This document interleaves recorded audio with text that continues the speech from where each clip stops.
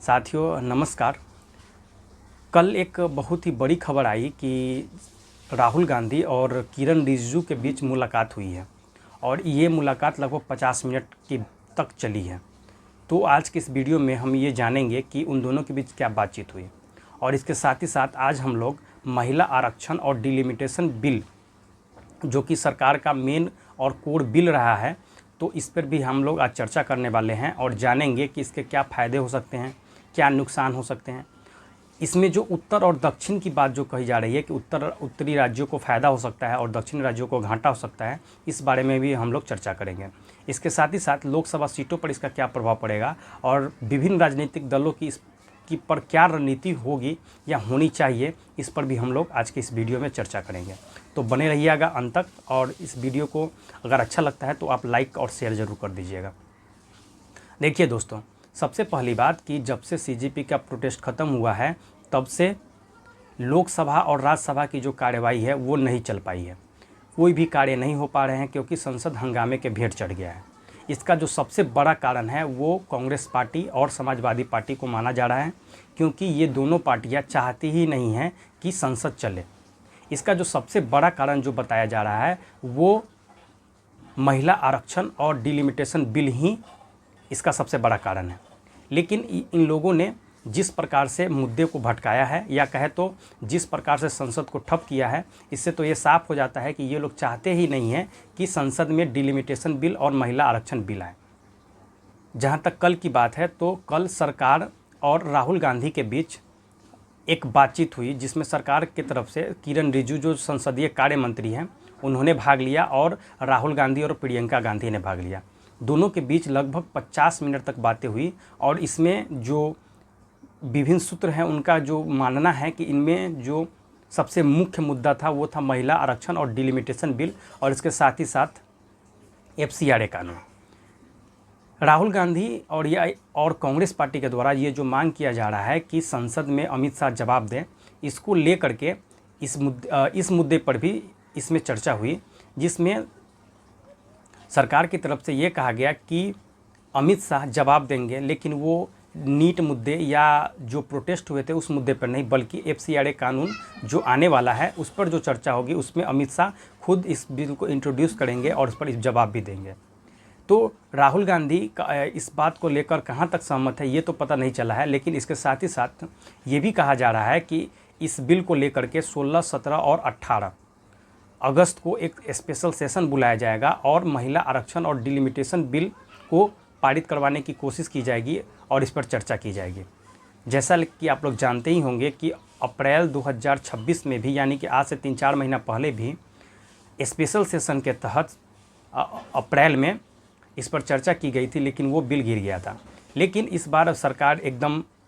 आश्वस्त है कि उन्हें 2/3 बहुमत प्राप्त हो गया हुआ है, या कहे तो 2/3 बहुमत का उन्होंने जुगाड़ कर लिया है और ये बिल आसानी से पास हो सकते हैं, क्योंकि इन दोनों बिलों के लिए सरकार को 2/3 बहुमत की ज़रूरत पड़ेगी। लेकिन सरकार अभी भी 2/3 बहुमत से कुछ कम है, लेकिन विभिन्न राजनीतिक दलों से बात करने के बाद ये चीज़ खुलकर के सामने आ रही है कि सरकार ने नंबर प्राप्त कर लिया है।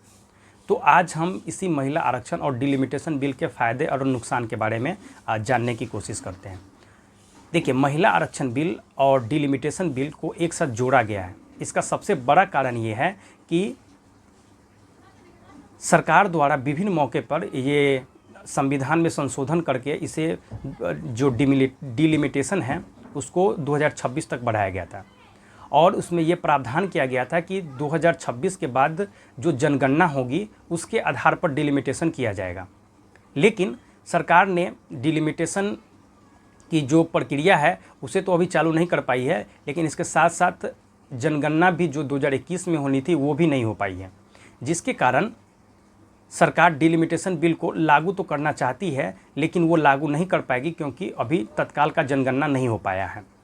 तो इसलिए सरकार इस डिलिमिटेशन बिल को लेकर के आई है और इसका जो जनगणना का जो आधार होगा वो 2011 को बनाया गया है। इसके साथ ही साथ जो महिला आरक्षण है, महिला आरक्षण में जो 33% महिलाओं के लिए जो सीट आरक्षित किया जाना था,